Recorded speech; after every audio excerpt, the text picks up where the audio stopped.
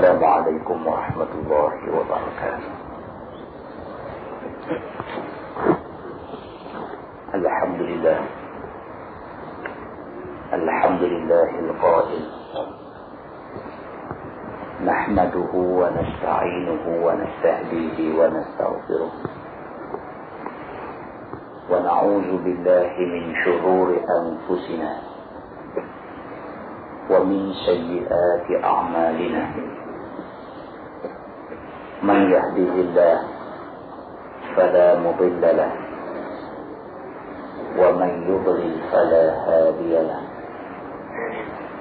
أشهد أن لا إله إلا الله وحده لا شريك له وأشهد أن محمدا عبده ورسوله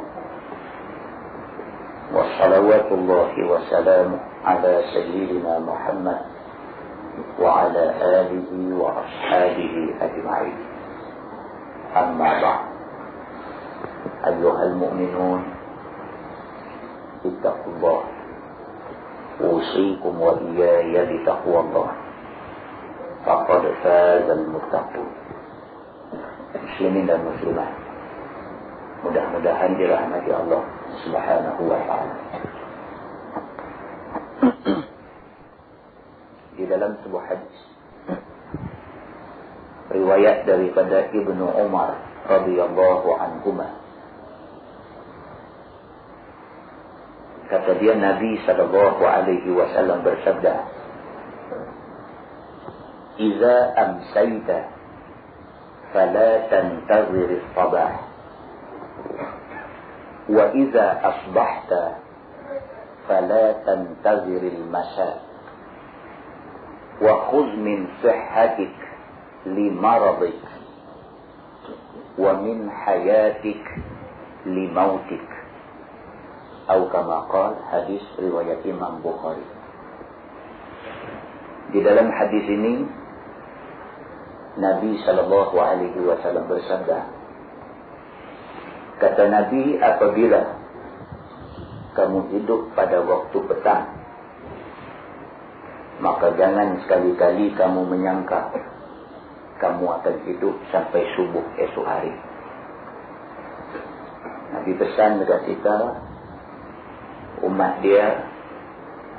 Nabi Muhammad sallallahu alaihi wasallam, Nabi pesan pada kita, hamba Allah semua.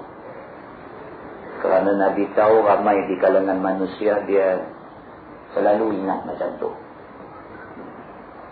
Dia berasa dia hidup petang ni sehat, dia rasa dia boleh hidup sampai pagi esok. Nabi sebut di dalam hadis ini, "Iza amsayta", apabila kamu hidup pada waktu petang, "Fala tantazir as-sabah", sekali-kali jangan kamu ingat kamu boleh rasa suasana pagi esoknya. Wa iza asbahta fala tantazir al-masa, dan apabila kamu hidup pada waktu pagi, sekali-kali jangan kamu rasa kamu boleh hidup sampai petang. Makna dia, Nabi sallallahu alaihi wasallam nak ingatkan kita bahawa ajal, maut, kematian boleh kena sesiapa sahaja pada bila-bila masa sahaja. Nabi suruh kita selalu berada dalam keadaan bersedia. Kalau ditakdirkan kita mati malam ni, kita sudah bersedia untuk mati. Kalau ditakdirkan kita hidup, kita gunakan kehidupan yang Allah bagi untuk melipat gandakan lagi ibadah kita pada Allah Subhanahu wa ta'ala. Kata Nabi, wa khudh min sihhatik li maradik, dan ambillah daripada kesehatan, sehat tubuh badan yang Allah beri kepada kamu itu, li maradik, sebelum kamu sakit. Tumpang tengah sehat ni, guna kesehatan itu untuk abdi diri pada Allah. Bila dah sakit, tak boleh buat apa dah. Nabi ingatkan kita perkara ini, gunakanlah sehat tubuh badan ini untuk melakukan ibadah pada Allah. Wa min hayatik li mautik, dan gunakanlah hidup kamu sebelum datang mati pada kamu. muslimin dan muslimat yang dirahmati Allah sekalian, hadis yang seumpama ini bukan malam ini saja kita dengar, tapi kita dah dengar banyak kali dah. Hadis yang suruh kita ambil kesempatan yang ada. Ambil masa muda sebelum masa tua, ambil masa sehat sebelum masa sakit, ambil masa hidup sebelum masa mati. Ini hadis yang kita dah dengar berulang-ulang kali. Tetapi oleh kerana manusia ini disebut dalam Quran, a'udzubillahi minasyaitonirrajim, wa khuliqal insanu dha'ifa, dan dicipta manusia itu dalam keadaan dha'if, lagi lemah. Kerana dha'if dan lemah kita lah, maka kita kena selalu diperingat tentang benda ni. Pun diperingat berulang kali, kita terus lupa, kita terus lalai. Kita terus juga tak guna kesihatan kita, guna hidup kita, guna masa muda kita untuk menjadi abdi Allah Subhanahu wa ta'ala. Muslimin dan muslimat, hadirin dan hadirat yang dirahmati Allah sekalian. Hari ini dunia telah menunjukkan kepada kita betapa umat Islam tidak takut pada Allah Subhanahu wa ta'ala. Hari ini dunia telah menunjukkan kepada kita betapa Islam berani challenge Tuhan. Baru-baru ni dalam surah Abah New Straits Times, dia cerita di Mesir. Mesir ni negeri yang menjadi kebanggaan umat Islam seluruh dunia. Negeri yang menyimpan universiti yang tertua dalam dunia. Mesir adalah negeri yang ada di buminya Universiti Al-Azhar, yang menjadi kebanggaan kita kerana dia melahirkan ulama-ulama besar di seluruh dunia. Mesir nak lulus di parlimen dia undang-undang orang perempuan boleh cerai orang laki-laki. Punya celaru dan huru-haranya Mesir hari ini, punya kacau binaunya Mesir hari ini semata-mata kerana dia tak mau tunduk kepada wahyu Allah Subhanahu wa ta'ala. Benda ni orang putih buat lama dah. Dia mula nak buat cakap kampung tu pasal cerita orang putih, cerita orang laki-laki, cerita orang perempuan boleh cerai orang laki-laki dia, orang putih buat lama dah. Yang orang Islam sikit pun tak ada selera nak buat benda ni. Kerana kita tahu agama kita tak bagi buat benda tu, tiba-tiba Mesir nak buat. Sekarang ni usul itu sedang dibahas di parlimen dia. Tak kena hari bulan, silap-silap puak-puak tu makan ubat tak kena ada lagu mana aja, dia sokong usul ini. Bila dia sokong usul ini, habis. Itulah bermulanya zaman kemusnahan bagi tamadun tertua dunia di Mesir. Saudara-saudari, muslimin dan muslimat yang dirahmati Allah sekalian, kita nak cerita pada malam ini bahawa yang maha berkuasa, yang mempunyai langit, yang mempunyai bumi, yang mempunyai kekuasaan di antara langit dan bumi, ialah Allah Subhanahu wa ta'ala, Tuhan Rabbul Alamin. Orang lain tak ada kuasa ini. Kita tak boleh tadbir langit, kita tak boleh tadbir keseluruhan bumi. Sehebat-hebat Sayyidina Umar, Allah cuma izinkan dia mentadbir 2/3 bumi. Tetapi Allah Subhanahu wa ta'ala itu adalah satu-satunya Tuhan yang berkuasa mentadbir langit dan bumi. Saya dah cerita di banyak tempat dah, halus tak cerita lagi. Cerita KOBE, Kobe. Walaupun isu ni dah lama, tapi kita nak cerita pada malam ni. Kobe, sebuah bandar pelabuhan besar di Jepun. Bila kita sebut Jepun ni, tak ada negeri lain boleh ting dia. Tak ada negeri lain boleh challenge dia. Jepun adalah negeri yang paling maju dari segi teknologinya. Pihak yang ada di Jepun adalah pihak yang pakar dalam semua bidang. Kalau kita di Malaysia nak buat bangunan, kita kena pakai arkitek lain, kena pakai engineer lain. Tapi di Jepun, orang itulah arkitek, orang itulah engineer. Dia ada 2 degree. Degree dalam architecture dan degree dalam engineering, orang yang sama. Dia bukan ada first degree, dia ada highest degree di dalam engineering, dan dia ada highest degree di dalam arti. Jadi penasihat untuk memberi nasihat ketika orang nak bina building, nak bina bangunan besar. Nasihat dia sudah tentu nasihat seorang pakar yang betul-betul mampu bercakap dalam bidang itu. Dan mengikut maklumat yang kita terima daripada majalah dan sebagainya, bangunan yang didirikan di Kobe adalah bangunan yang tak sama dengan bangunan yang ada di negeri kita. Bangunan yang didirikan di Kobe, bangunan dia tidak piling terus dalam bumi. Bahkan dia letak pada satu alat yang boleh berkisar. Maknanya kalau berlaku vibration, kalau berlaku gegaran, bangunan itu tak tumbang kerana dia boleh lari. Kerana di bawah tu dia ada besi, dia jadi macam roda. Bila bergerak, bangunan tu lari. Dia tak tumbang. Dan pihak kaji bumi, dan pihak arkitektur, dan pihak engineering, semua sekali bagi jaminan. Kalau sekiranya berlaku gegaran di bawah daripada skala Richter berapa, bangunan ini tidak akan tumbang. Allah Subhanahu wa ta'ala Tuhan yang maha berkuasa. Allah gegarkan bumi Jepun rendah daripada skala Richter yang ditentukan oleh penasihat binaan dia. Menyungkur habis semua bangunan yang ada di Kobe. Angka kematian meningkat sehingga ribu-ribu orang. Yang cedera mencapai angka 20,000 orang lebih. Siapa punya kerja kalau tidak Allah Subhanahu wa ta'ala punya kerja? Kita nak bagi ingat kepada semua orang Islam bahawa sesungguhnya dia tidak akan mampu nak mencabar Allah Subhanahu wa ta'ala.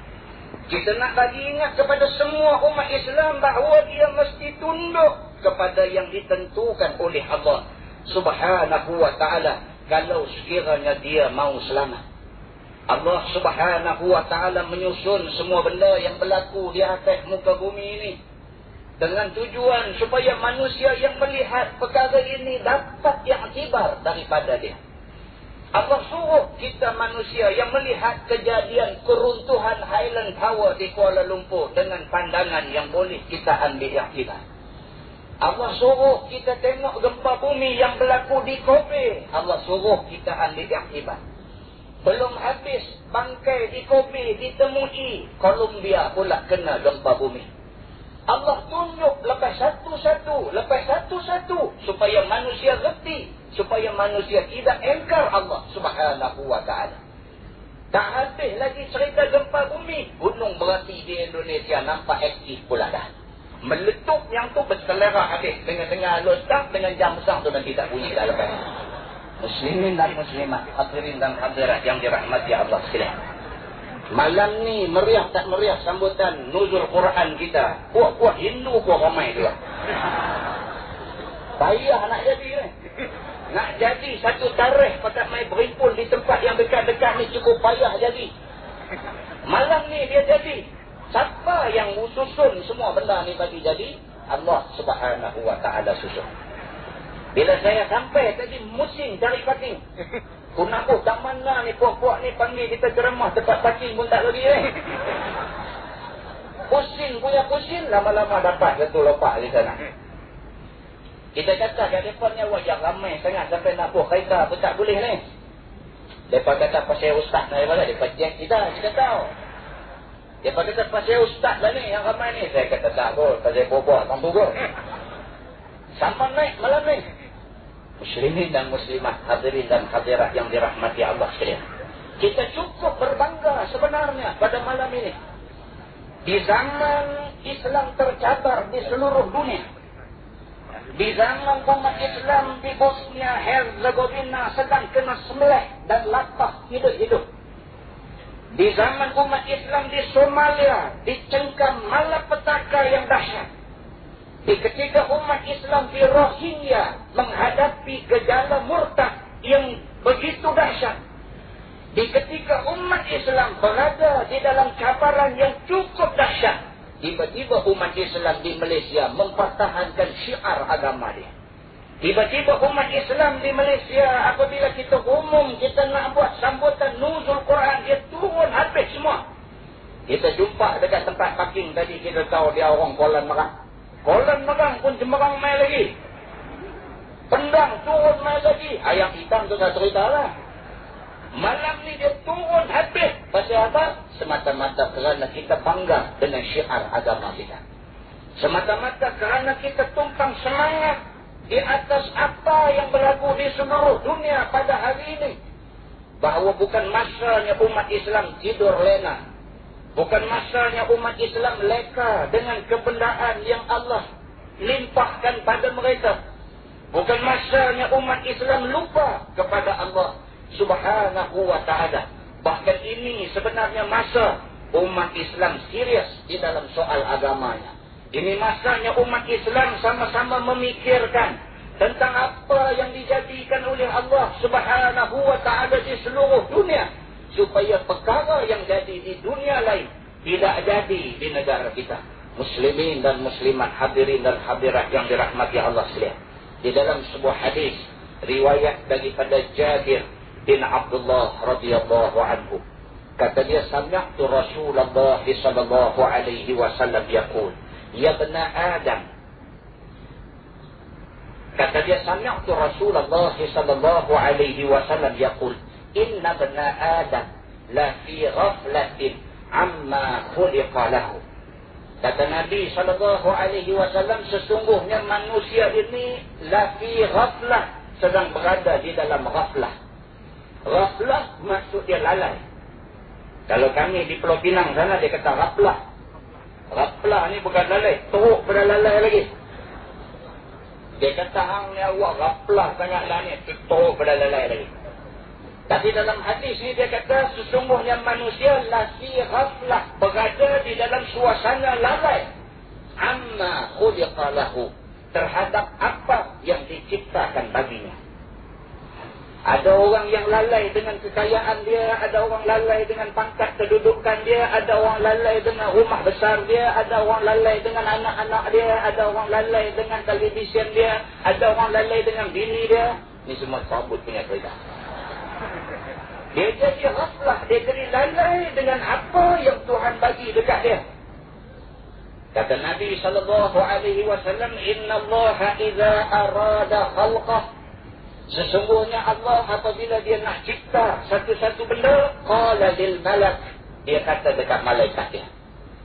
Tuhan bila dia nak jadikan manusia, Tuhan perintah kepada malaikat dia, uktub rizqah, tulis rezeki orang ini. Uktub ajalah, tulis ajal dia bila dia nak mati. Uktub syaqiyan am sa'idan, tulis dia nak jadi orang baik ke orang jahat. Summa yartafi'u zalikal malak, selesai malaikat tulis tentang rezeki dia, tentang ajal dia, tentang dia nak jadi orang baik orang jahat, selesai saja malaikat, Allah panggil malaikat ni balik. Summa yuwakkilullahu bihi malakaini yaktubani hasanatihi wa sayyiatihi.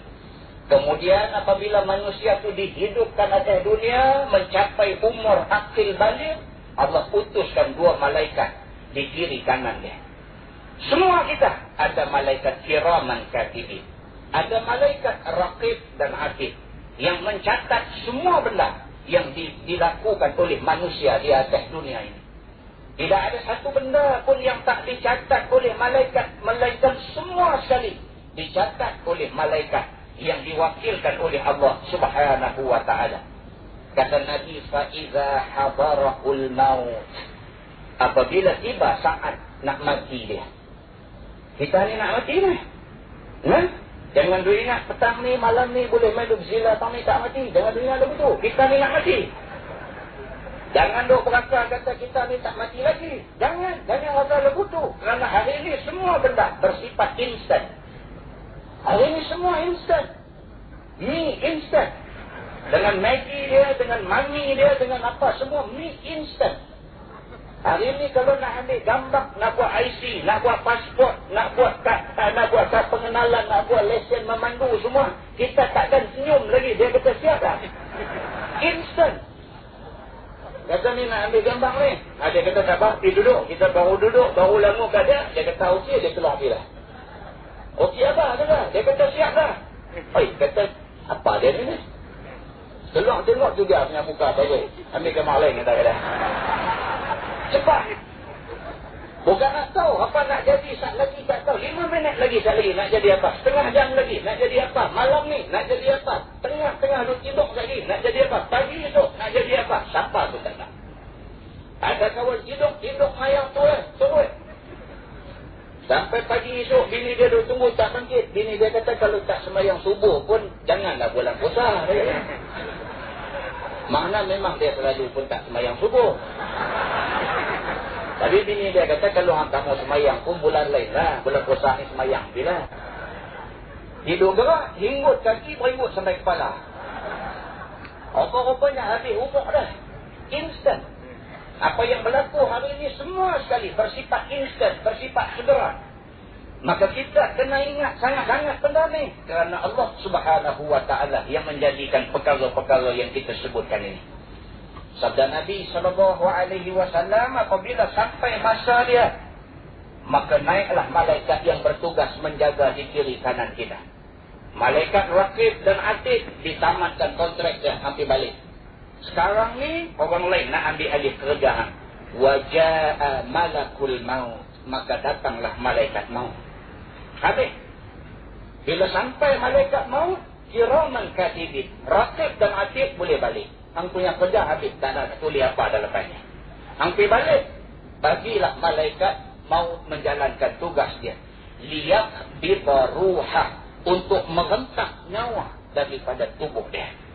Saudara-saudari muslimin dan muslimat, hadirin dan hadirat yang dirahmati Allah sekalian. Allah tunjuk kat kita tiap-tiap hari sebenarnya. Tiap-tiap hari ada orang mati. Orang yang dulunya kawan baik kita, hari ini dah mati. Orang yang dulunya kawan sepermainan dengan kita masa kecil, hari ini dah mati. Orang yang baru petang kemarin duk bersembang dengan kita, hari ini mati. Allah Subhanahu wa ta'ala jadikan peristiwa kematian ini sebagai satu pengajaran kepada manusia semua. Sepatutnya lah sangat kita insaf dan kita bertaubat kepada Allah Subhanahu wa ta'ala. Sabda Nabi, فَإِذَا دَخَلَ قَبْرَهُ, apabila mayat dimasukkan ke dalam kuburnya, فَرُدَّ الرُّوحُ فِي جَسَدِهِ, maka Allah Subhanahu wa ta'ala kembalikan roh dalam jasadnya. Ini nak abang bagi. Nak percaya ke? Tak mau percaya ke? Mati esok jumpa. Kadang-kadang benda lagu ni saya cukup susah hati bila nak abang ni. Benda yang kita tak boleh tunjuk bukti. Kita nak abang lagu mana ni? Cerita pasal azab kubur. Nak cerita macam mana? Kalau ada video boleh tunjuk gambar macam mana muka nakir naik dan sebagainya, insya-Allah masjid Zahir tak tambah banyak tu, tambah 3 tingkat naik atas. Dia terpa turun main semayang, tak tahu nak cerita. Bermakna Allah tak tunjuk dekat kita dalam bentuk visual, dalam bentuk mata tengok nampak. Cerita yang kita baca dalam hadis ni, فَإِذَا دَخَلَ قَبْرَهُ, apabila mayat masuk kubur, رُدَّ الرُّوحُ فِي جَسَدِهِ, roh dikembalikan ke dalam jasad si mati. وَجَاءَهُ مَلَكَ الْقَبْرِ, ketika itu datanglah 2 malaikat kubur. فَامْتَحَنَا, untuk buat ujian pada si mati ini. Saudara-saudari muslimin dan muslim dirahmati Allah sekalian, insafilah keadaan ini. Keadaan yang diceritakan oleh Allah Subhanahu wa ta'ala di dalam hadis Nabi sallallahu alaihi wasallam ini mesti kita ambil ingat sangat-sangat. Tidak kira siapa kita akan mati. Tak kira siapa kita, kubur itu rumah kita. Tak kira siapa kita, malaikat muka dan nakir tak kenal orang. Berjaga-jaga dalam menghadapi soal ini. Jangan sampai kita tergolong dalam golongan yang menyesal besar di hari akhirat nanti. Jangan sampai waktu tu baru nak teriak. Jangan sampai waktu tu baru nak minta pada Allah nak balik atas dunia. Jangan waktu tu baru nak kata kita tak ada nak jadi hamba Allah yang baik di atas dunia. Sesungguhnya benda yang disebutkan di dalam Quran, sesungguhnya benda yang disebutkan di dalam hadis ini perkara benar, bukan dusta. Beruntunglah orang yang percaya kepada khabar-khabar ini. Dan rugi besar orang-orang yang tidak percaya kepada janji-janji Allah Subhanahu wa ta'ala ini. Apabila selesai Munkar dan Nakir menjalankan tugas dia, kata Nabi SAW, maka tunggulah manusia itu di dalam kubur sehingga tibanya hari kiamat. Fa'idha qamatis sa'ah, bila tiba hari kiamat, in hatta alaihi malakul hasanat wa malakus sayyiat. Allah akan hantar 2 malaikat untuk mengiringi manusia ini. Fantashata kitaban ma'qudan fi unuqih, akan digantung di leher mereka itu segala rekod amalan mereka. Allah suruh malaikat galah di tengkuk kita ni rekod amalan kita. Apa yang kita buat daripada akil balik sampai mati, semua ditulis dan digantung di leher itu. Pada ketika itu manusia semua dibawa ke depan Allah Subhanahu wa ta'ala. Bila sampai di situ Nabi berhenti sah. Nabi duk cerita ke sahabatnya. Nabi kata dekat barukat semua, kamu jaga-jaga. Kamu lalai di dalam apa yang Allah bagi pada kamu. Kamu lalai dengan harta benda kamu. Kamu lalai dengan kedudukan kamu. Kamu lalai dengan rumah kamu. Kamu lalai dengan anak-anak kamu. Kamu lalai dengan nikmat sementara dunia yang diberikan pada kamu. Sedangkan Allah Subhanahu wa ta'ala menentukan banyak benda yang kamu mesti buat, tapi kamu tak buat benda-benda yang ditentukan Allah Subhanahu wa ta'ala itu. Jaga-jaga kamu di dalam menghadapi kedahsyatan azab kubur. Jaga-jaga kamu di dalam menghadapi padang mahsyar yang panas terik itu.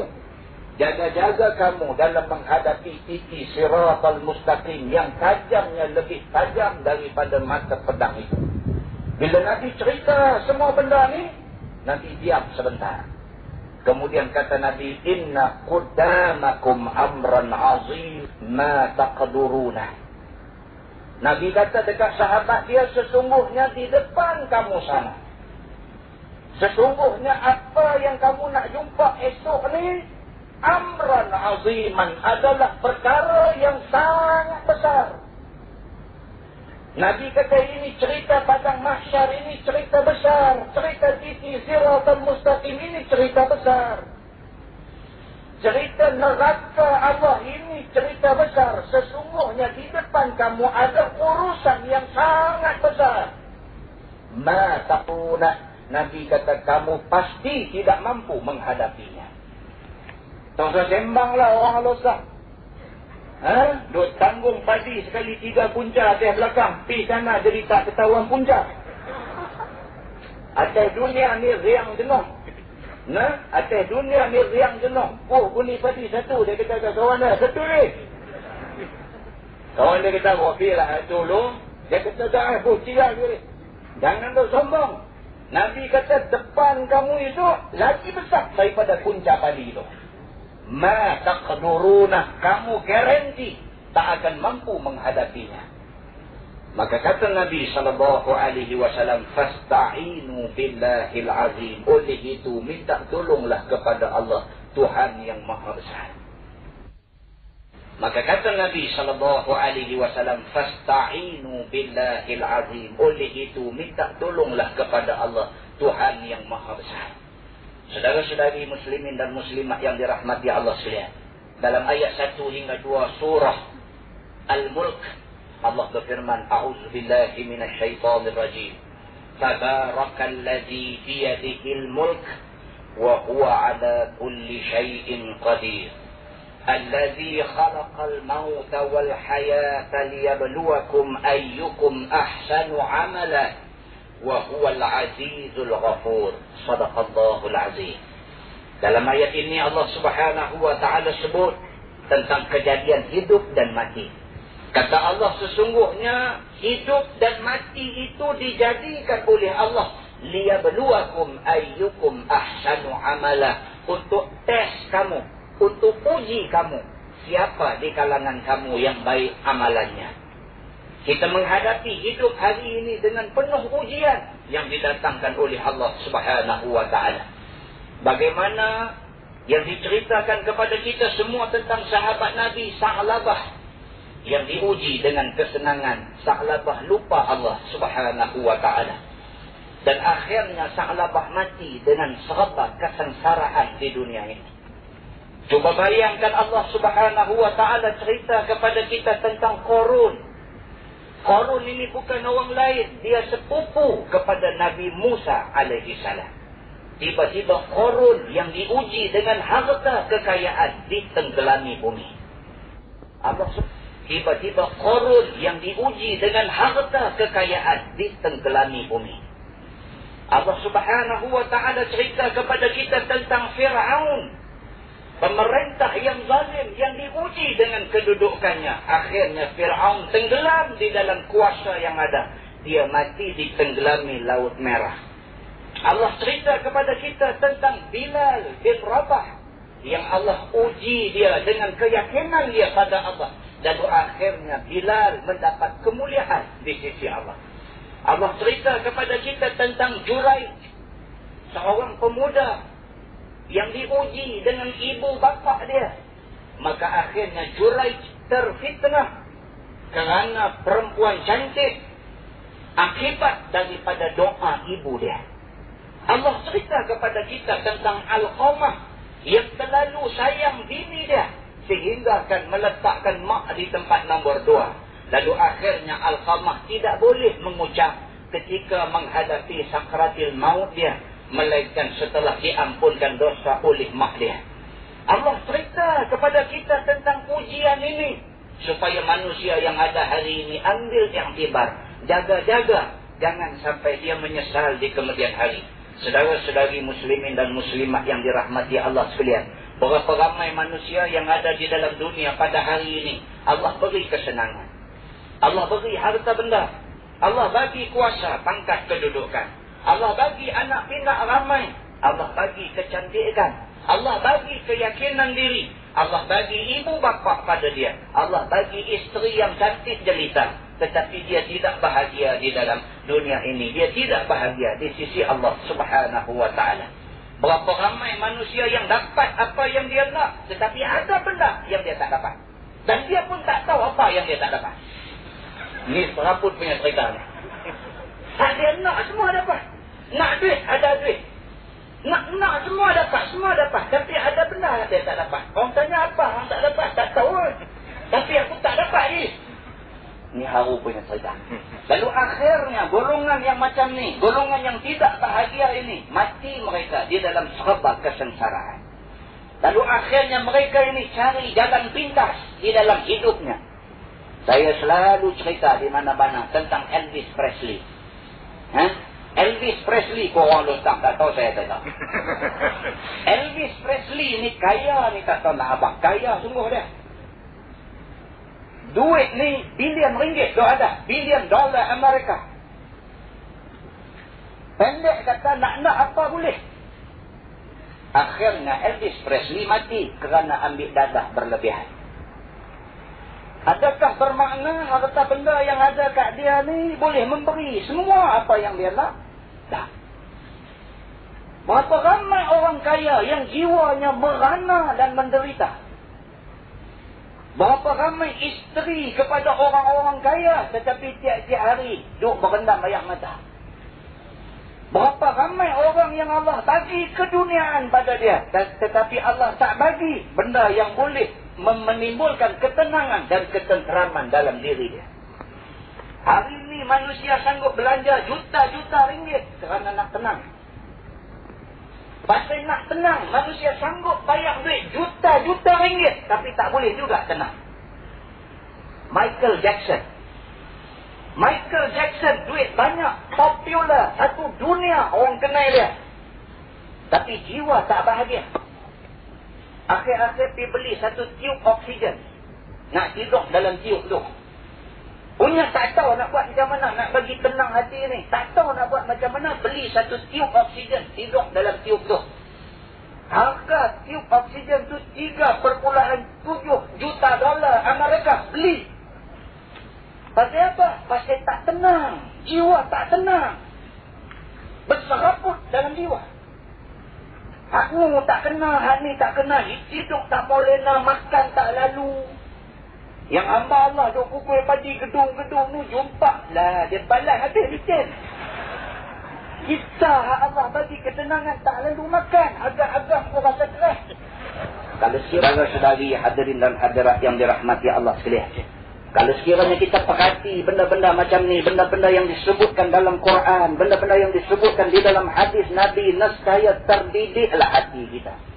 Di dalam satu hadis qudsi, Allah berfirman, kata dia, ya bena Adam, i'lam anna allazi tabnihi lil kharab.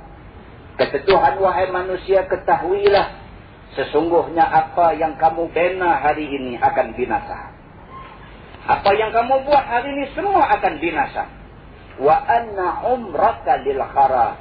Sesungguhnya umur kamu, hidup kamu akan binasa. Tapi kemana kita? Akan sampai masanya kita akan dibinasakan oleh Allah Subhanahu wa ta'ala. Wa jasaduka lit-turab. Kata Tuhan, dan tubuh badan kamu, jasad kamu untuk tanah. Semua kita akan mati dan akan dimasukkan ke dalam tanah yang merupakan asal kejadian kita. Dan jasad kamu itu akan menjadi bahagian tanah. Wa ma jama'tahu lil warasah. Apa yang kamu himpun akan diwarisi oleh orang lain. Himpunlah harta banyak mana pun. Masuk kubur kita, masuk kain kapan putih tu aja. Himpunlah kekayaan banyak mana pun. Beza nak bagi anak-anak berkelahi esok aja. Tak jadi apa. Kita tak boleh bawa semua benda ni masuk. Dulu Cina mampu, dia bawa juga. Ladah. Dulu dalam kofin dia tu dia bawa duit betul. Dulu punya cerita. Dia buh duit betul tu, lapis mayat dia tu, dia buh duit betul. Lah ni, saya pergi tengok sendiri. Bukan kata nak pembohong macam pembohong kita dah. Kita tengok sendiri. Pergi tengok, dia bubuh kertas warna aja. Warna merah, warna hijau, warna ungu, warna semua dia buh bawah tu. Kita tanya, dia punya kertas ni nak buat apa? Buat kepala gitu. Tuhan dia pun dia kecoh ni. Tak sabut lagu mana apa buat. Tuhan dia kecoh habis. Cerita buah ni buah plastik lama lah. Dulu dia buah sangkis betul lah tu. 5 sangkis betul, pisang betul, buah apple betul dulu. Lah semua plastik. Tapi tanya ada air. Bolehkah buah ini? Semua main jenis kelepiak kepala yang susah. Kita ni orang Islam, kita tak mau lagu tu. Nah, yang pergi kat depan lah. Kita tak mau lagu tu. Kita tak mau. Kita ni pasal yang abuza ni. Tak mau.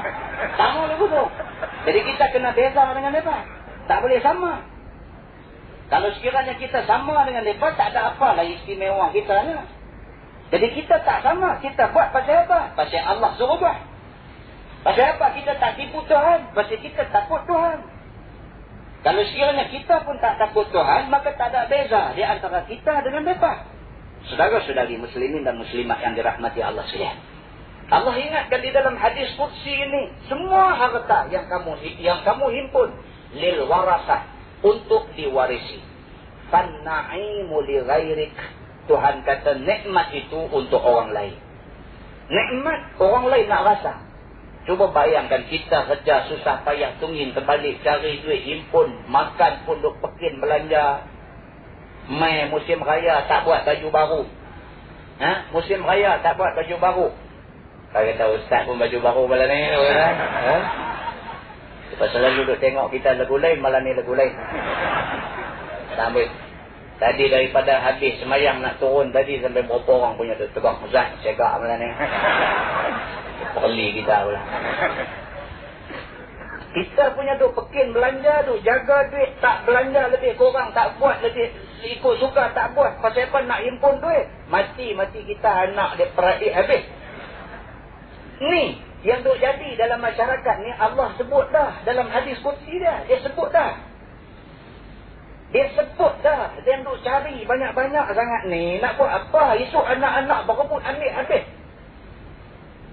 Kok dia ambil, kita cari pergi kat dia. Dia balas balik kat kita. Ingat kita baca Quran, hadiah dekat kita. Minta doa untuk keselamatan kita. Jadilah. Tu pun dia tak bagi. Dia tak bagi dekat bapak dia ni. Dia tak bagi. Pasal apa? Pasal silap kita. Kita hanya menekankan soal material. Soal kebendaan pada anak kita. Dan kita sekalipun tak pernah bagi tahu dekat anak kita bahawa anak yang saleh adalah anak yang mendoakan ibu bapa dia. Tak pernah kita habaq benda tu kat anak kita. Sampai kita mati, kita tak habaq benda tu kat dia. Tak pernah sekali pun dalam hidup kita panggil anak kita, mai sini Zat, cuba semayang, ayah nak tengok semayang macam mana. Tak pernah. Tak pernah kita buat benda-benda macam ni dekat anak kita. Tidak pernah kita panggil anak kita, cuba baca tahiyat akhir, bapa nak dengar sekali macam mana bacaan tahiyat akhir. Tak pernah buat. Dan kita tak pernah pun pastikan anak kita bangkit semayang subuh pagi-pagi. Tak pernah juga. Saudara-saudari muslimin dan muslimat yang dirahmati Allah sekalian. Cuti sekolah. Kita dah buat summer camp di UUM. Nah, orang All-Star, siapa yang nampak anak dia tak ada masa. Dia tak ada masa nak didik, hantar pergi summer camp. Hantar pergi sana. Kita ambil 4 hari. 4 hari untuk kita pastikan dia boleh fardu ain. 4 hari. Dalam 4 hari itu dia reti berwuduk, dia reti semayang, dia reti rukun semayang apa, dia reti wirid, dia reti. 4 hari insya-Allah. Ada dalam ramai-ramai hak duk pi tu, kita tanya dia. Semayang subuh dah, nganga melopong mulut. Kita pergi test tanya semayang subuh dah, nganga. Tak apalah, dia ambil ayat semayang dulu. Kita kata dia. Dia ambil ayat semayang dulu. Bawa pergi dekat paip. Buka paip, duk perhati ayam tu. Kita budak ni sakit sawan dah apa tu. Dia tengok ayam dia geram dah apa tu. Tengok lama aja. Tak kata-kata, aku ambil ayat semayang tengok. Ambil ayat semayang. Beralih tengok muka kita. Ambil ayat semayang tahu dah? Tahu? Ambil. Tahan-tahan tangan, basuh telinga dulu. La ilaha illallah. Umur 17 tahun. Umur 17 tahun. Cuba bayangkan macam mana bapak dia nak clear benda ni depan Tuhan esok ni. Ni, hak kita duk cerita dalam hadis tadi, bila masuk kubur, malaikat muka dan nakir tanya ni, macam mana bapak dia nak jawab di depan Allah Subhanahu wa ta'ala esok ni. Ini satu soal yang compulsory, satu soal yang wajib, yang mesti, yang tidak dapat tidak. Ibu bapa mesti kena selesaikan benda ini. Cuba bayangkan kalau sekiranya kita cuaikan benda ni. Cuba bayangkan kalau kita masuk dalam kumpulan manusia yang memandang remeh kepada soal-soal agama. Cuba bayangkan bagaimana susahnya kita di hari akhirat nanti. Saudara-saudari muslimin dan muslimat yang dirahmati Allah sekalian. Kita lah ni bukan kita nak bercakap soal ilmu lagi dah. Kerana kita baik sangka, kita menganggap umat Islam seluruhnya ada ilmu hari ini. Siapa di kalangan umat Islam hari ini yang tak tahu kata semayang 5 waktu tu wajib? Siapa? Tak ada. Semua orang tahu. Aduh, jadi masalah ni tak mau semayang aja. Susah sungguh. Tak mau semayang. Ini yang susah. Tak mau semayang tu kalau kita pergi pegang dia tanya. Ni, semayang tak lagi? Dia buat kelepian kepala juga. Semayang ni wajib tak kan? Tanya dia. Dia kata apa ni? Main duk bagi kuliah maghrib ke orang. Marah pula. Bermakna adakah dia ni kurang dia dari segi ilmu? Dah. Tetapi kurang dia dari segi kesedaran dan dari segi amalan. Yang tu yang kurang. Lah ni kita nak buat macam mana nak bagi orang yang tahu ni buat apa yang dia tahu. Yang ni susah. Kalau kita boleh buatlah satu benda, senanglah cerita ni.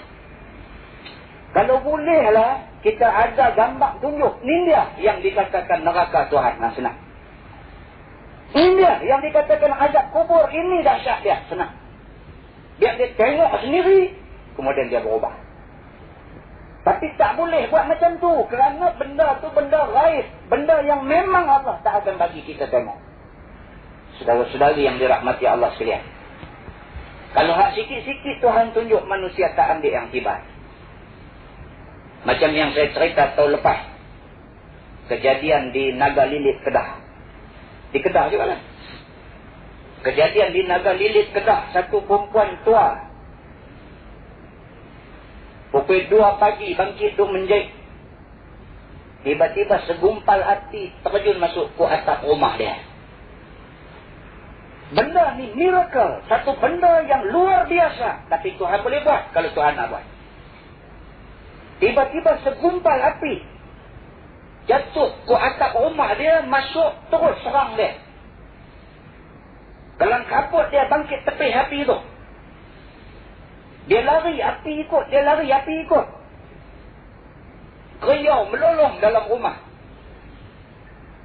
Oleh kerana tak tahan, tiba-tiba mulut dia terkeluar perkataan Allah. Dia kata, api itu tiba-tiba bias pergi ke dinding rumah dia. Kemudian makan beberapa keping gambak yang ada di dinding rumah dia. Suami dia bangkit, orang kampung pakat bangkit mai, api itu balik keluar ikut lubang yang dia masuk tadi. TV3 api ambil gambar. Tapi sampai hari ni tak siar lagi. Kau dia hilang kamera ke apa kita tak tahu. TV3 api ambil gambar, sampai hari ni dia tak siar lagi.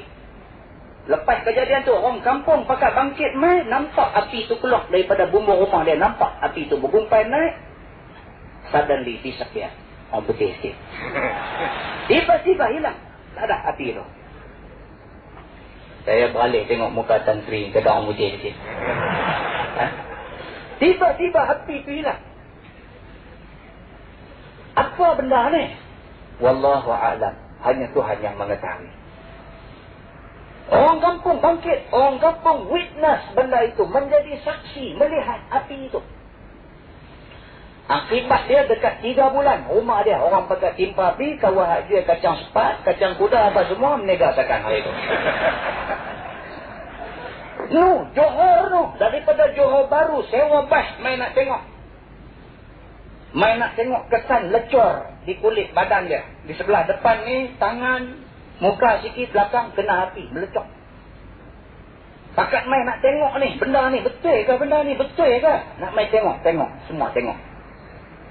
Allah Subhanahu wa ta'ala yang mengetahui apa rahsia di sebalik kejadian itu. Allah Subhanahu wa ta'ala yang mengetahui dari mana datangnya api itu. Dan kenapa api itu didatangkan ke rumah orang tua ini. Saudara-saudari muslimin dan muslimat yang dirahmati Allah sekalian. Tak percaya, pergi tanya sendiri. Lagu tu senang. Nah, saya kata ustaz ni main jual ni angin. Pergi tanya sendiri. Macam mana benda tu boleh jadi? Dan kenapa benda tu jadi? Hanya Allah yang mengetahui. Kita cuma boleh tengok kesan daripada kejadian itu. Saudara-saudari muslimin dan muslimat yang dirahmati Allah sekalian. Kita kena ingat perkara yang disebutkan Allah di dalam Quran ini banyak-banyak. Kita kena ingat bagaimana dahsyatnya suasana mati yang dijanjikan Allah Subhanahu wa ta'ala kepada kita semua. Yang disebutkan di dalam surah Qaf ayat 19. A'udzubillahi minasyaitonir rajim. Wa ja'at sakaratul mauti bil haqq zalika ma kunta minhu tahid. Sadaqallahul azim. Maksudnya firman Allah, dan telah datang kepada kamu sakratil maut. Telah datang kepada kamu kematian bil haq, dengan benar. Cerita mati ini bukan cerita bohong, ini cerita benar. Zalika ma kunta minhu tahid. Yang demikian itu, kematian itu adalah sesuatu yang yang kamu semua nak lari daripadanya. Tuhan pun tahu manusia kalau boleh tak mau mati. Jangan kata orang kaya, orang miskin pun tak mau mati. Melainkan orang yang tak bahagia aja yang nak mati. Orang yang rasa bahagia, doa minta panjang umur. Tuhan kata kematian itu tetap akan datang pada kamu, walaupun kamu nak lari. Di dalam sebuah hadis, Sayyidatina Aisyah radhiyallahu anha, isteri Nabi, kata dia, ra'aitu Rasulullah sallallahu alaihi wasallam wa huwa bil maut wa 'indahu qadah fihi ma'un wa huwa yadkhulu yadahu fil qadah thumma yamsahu wajhahu bil ma' thumma yaqul Allahumma a'inni ala ghamaratil maut atau sakaratil maut atau kama qala, hadis riwayat Imam At-Tirmizi. Sayyidatina Aisyah isteri Nabi, dia kata dia tengok Nabi ketika Nabi nak mati. Ketika Nabi lagi 1 detik nak menghadapi mati. Ketika Nabi saat lagi nak mati, Aisyah duduk tengok Nabi. Kerana Nabi duduk di atas riba dia. Kepala Nabi letak atas riba Aisyah. Kata Aisyah, di sisi Nabi ada sebekas air. Nabi masukkan tangan dia dalam bekas air itu. Summa yamsahu wajhah. Kemudian sapu air ke muka dia. Kemudian kata Nabi, Allahumma, ya Allah, ya Tuhan kami, a'inni ala ghamaratil maut. Tolonglah aku di dalam menghadapi kesengsaraan mati ini. Nabi seorang kekasih Allah, orang rapat Allah, orang kuat Allah pun sakit ketika nak mati. Ini kan pula kita manusia yang lebih kurang buat aja dengan Allah. Bagaimana sakitnya kita ketika kita nak menghadapi mati esok.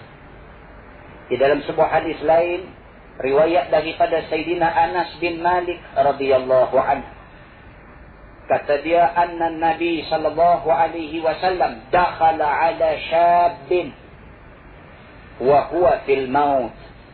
Pada satu hari Nabi masuk tengok satu budak muda sedang tenat menghadapi mati. Nabi pergi tengok satu budak muda nazak menghadapi mati. Faqala, Nabi kata kat budak muda ni, kata Nabi, kaifa tajiduk? Bagaimana keadaan kamu sekarang? Nabi tanya orang yang nak mati.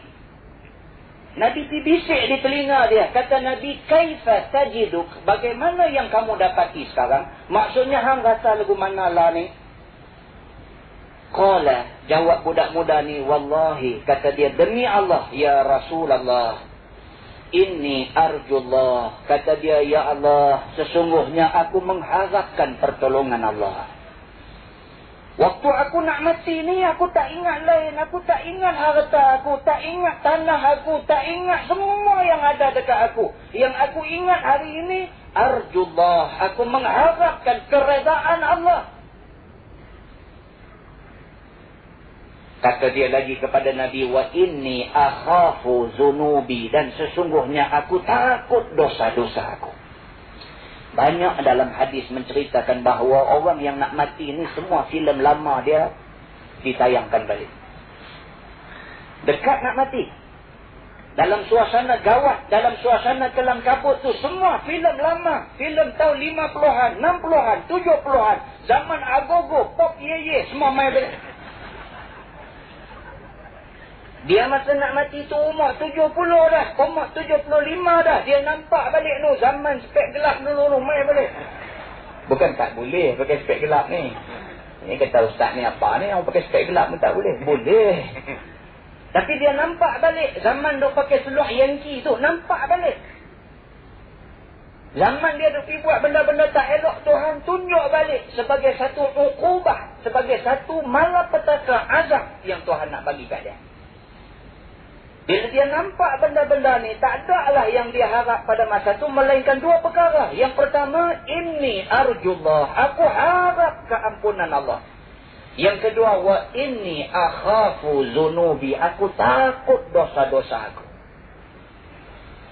Faqala Nabi sallallahu alaihi wasallam. Nabi kata kat budak muda tu, la yajtami'ani fi qalbi 'abdin fi mithli hadzal mawtin illa a'tahu Allah ma yarju. Nabi kata tak ada apa. Dalam keadaan yang macam kau ada sekarang ini, Tuhan tak akan serabutkan hati kamu, melainkan Tuhan bagi apa yang kamu nak. Nabi bagi jaminan kat budak muda ni, tak usah takutlah kepada dosa kamu. Tak usah takutlah apa yang kamu buat dulu. Tak usah takut kerana kamu orang baik. Allah bagi apa yang kamu nak. Kalau kamu nak keretaan Allah, Tuhan bagi pada kamu keretaan Allah. Wa ammanahu mimma yakhaf, dan Allah akan amankan kamu daripada semua benda yang kamu takut. Saudara-saudari muslimin dan muslimat yang dirahmati Allah sekalian, sempena malam nuzul Quran ini, kita pastikan kita jadi orang yang taat pada Quran.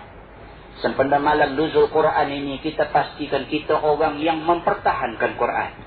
Sempena malam nuzul Quran ini, kita pastikan diri kita termasuk dalam himpunan orang-orang yang tunduk, patuh dan taat kepada semua perintah Allah Subhanahu wa ta'ala yang ada di dalam Quran.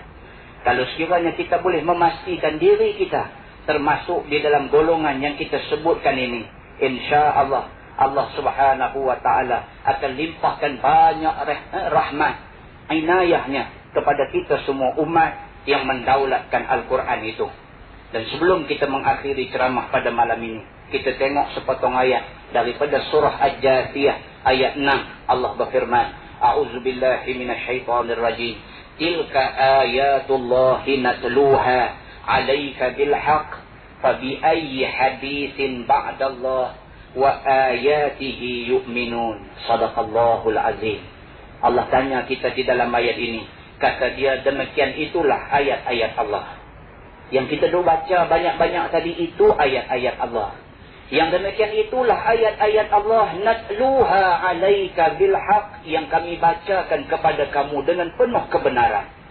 Fa bi ayyi haditsin ba'dallahi wa ayatihi yu'minun. Dengan perkataan apa lagi maka mereka nak beriman selain daripada ayat-ayat Allah yang dibacakan tadi. Kalau kita tak mau ikut Quran, apa yang kita nak ikut? Pastikan diri kita termasuk dalam golongan yang mengikut Quran, yang mengikut petunjuk Allah Subhanahu wa ta'ala. Mudah-mudahan Allah memberkati kita di dalam dunia ini, dan mudah-mudahan Allah memberkati kehadiran kita di dalam majlis yang kita adakan pada malam ini. Sekali lagi saya mengucapkan berbanyak-banyak terima kasih, terutamanya kepada yang ke bawah duli yang maha mulia, Tuanku Sultan dan Sultanah, di atas kesudian menghadiri majlis yang diberkati Allah ini. Dan kepada dir-dir jemputan dan kepada muslimin dan muslimat semua, mudah-mudahan Allah Subhanahu wa ta'ala limpahkan taufik dan hidayahnya kepada kita semua. Yang baik itu daripada Allah, yang tidak baik itu daripada kelemahan dan kesilapan dari saya sendiri. Sekian aqulu qawli hadza wa astaghfirullahal azim li wa lakum. Assalamualaikum warahmatullahi wabarakatuh.